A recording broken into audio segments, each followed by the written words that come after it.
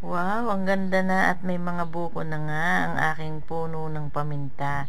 Ayan, baka merong hindi nakakaalam sa inyo na ang paminta ay ang itinatanim po dyan ay ang sanga. Pagkatapos po, pagka po siya ay nagdahon na, ayan, at ang pagtatanim nga po niyan ay ipupulupot nyo po sa isang puno.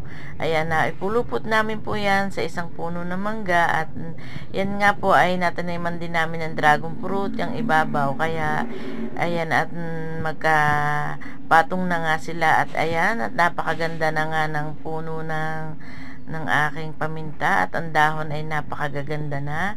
At nang makita ko ay ayan at may bunga na pala siya at iyan po ay magulang na at pwede nyo na rin po siyang pitasin.